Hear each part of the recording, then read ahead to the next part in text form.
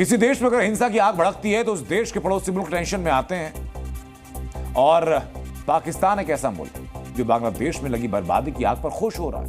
आपदा में पाकिस्तान को अवसर नजर आ रहा है। वहां की कुछ तस्वीरें मैं दिखाऊंगा आपको।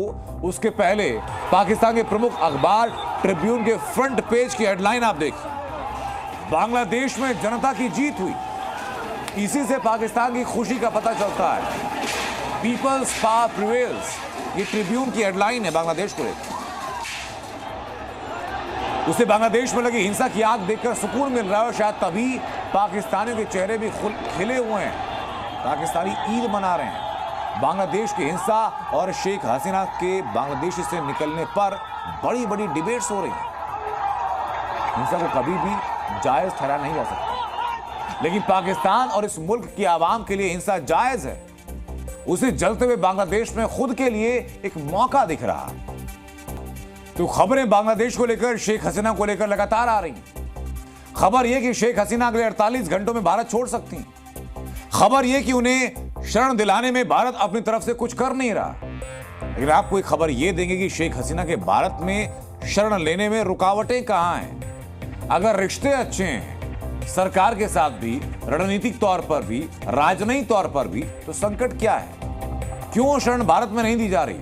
तो इसका जवाब सुनिए जरा। भारत के रूस और अमेरिका से बराबरी के रिश्ते हैं। भारत अपने दो जाने दुश्मनों इजराइल और ईरान से भी एक साथ दोस्ती निभा लेता है। इस मामले में भारत एक अपवाद है, वरना दुनिया के देश वही ट्रेंड फॉलो करते हैं जिसमें दुश्मन से दोस्ती रखने वाला दुश्मन होता है। 24 घंटे से ज्यादा हो चुके हैं शेख हसीना हिंडन एयरबेस पर है और यूरोप या गल्फ देश कहां जाएंगे साफ नहीं है। न यह साफ हुआ कि क्या इस बार उनकी फर्स्ट चॉइस भारत तो नहीं है। भारत भी क्या सोच विचार में है कि अगर शेख हसीना को शरण दी तो बांग्लादेश का नया कट्टरपंथी निजाम इसे कैसे देखेगा? क्या यह बांग्लादेश से दुश्मनी बढ़ाने जैसा होगा? सरकार ने आज देश को विश्वास में लेने के लिए सर्वदलीय बैठक की। विदेश मंत्री एस जयशंकर ने विपक्षी दलों को हालात का पूरा ब्यौरा दिया और साफ साफ विपक्ष को बताया कि शेख हसीना ने कल इस्तीफा देकर संपर्क किया था। उन्होंने देश छोड़कर भारत आने की इच्छा जाहिर की थी और शेख हसीना के आग्रह पर भारत ने तुरंत एयर क्लियरेंस दिया था। शेख हसीना हेलीकॉप्टर के जरिए अगरतला पहुंची।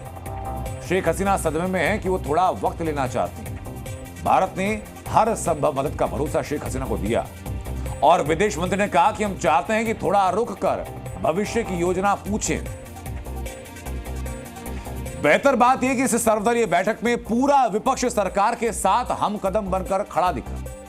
हर जरूरी कदम पर समर्थन का उसने वायदा किया है और विदेश मंत्री ने संसद में बताया कि सरकार हालात पर नजर रखे हुए है। India-Bangladesh relations have been exceptionally close for many decades over many governments.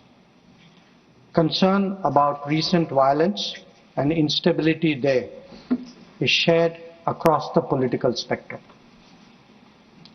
Since the election in January 2024, there has been considerable tension, deep divides, and growing polarization in Bangladesh politics. This underlying foundation aggravated a student agitation that started in June this year. हालांकि शेख हसीना ने शरण मांगी या भारत ने पेशकश की, इसका जिक्र बयान में नहीं था। शेख हसीना को शरण देने के प्लस माइनस इफेक्ट क्या हैं, अब जरा वो बताएं। उसके पहले थोड़ा सा इतिहास जान लेते हैं। 1975 में शेख मुजीबुर रहमान की हत्या हुई। उसके बाद शेख हसीना ने भारत में शरण ली। पिता मुजीबुर रहमान और अपने भाइयों की हत्या के वक्त शेख हसीना जर्मनी में थी। शेख हसीना, उनके पति और बच्चों को प्रधानमंत्री इंदिरा गांधी ने भारत में शरण दी। शेख हसीना 1981 में बांग्लादेश लौटने तक दिल्ली के पंडारा रोड पर सुरक्षा में रही थी, ये इतिहास कहता है। और भारत के उस एहसान का जिक्र शेख हसीना कई बार कर चुकी हैं और कहती रही कि भारत ही उनके लिए सबसे सुरक्षित था और भारत की कोशिशों के चलते ही वो 1981 में अपने देश बांग्लादेश वापस लौट पाए। लेकिन पिछले 2 दशकों में बांग्लादेश में एंटी इंडिया सेंटीमेंट तेजी से उभरा है। अब बांग्लादेश में कट्टरपंथियों के हाथों में सत्ता है। जमात इस्लामी और खालिदा जिया की बीएनपी का भारत विरोध जाहिर है। दोनों की पाकिस्तान परस्ती जानी पहचानी है। नई बात यह कि बांग्लादेश की सेना भी जमात और बीएनपी के साथ है और ऐसे में शेख हसीना को शरण देने पर मुमकिन है कि बांग्लादेश की नई सरकार खुली दुश्मनी पर उतर आए। इसमें खतरा यह कि बांग्लादेश में हिंदुओं पर हमले बढ़ सकते हैं, उन्हें बांग्लादेश से मार मार कर खदेड़ा भी जा सकता है।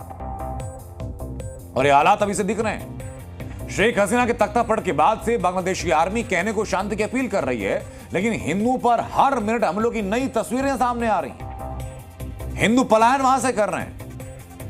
बांग्लादेश से भारत के 5 राज्यों की सीमाएं सटती हैं और सभी जगह पर, हर एक राज्य की सीमा पर बड़ी तादाद में हिंदू अपनी जान बचाकर पहुंच रहे हैं। वो इंतजार में हैं कि कुछ भी करके भारत से उनको शरण मिले और अपनी जान बचाए।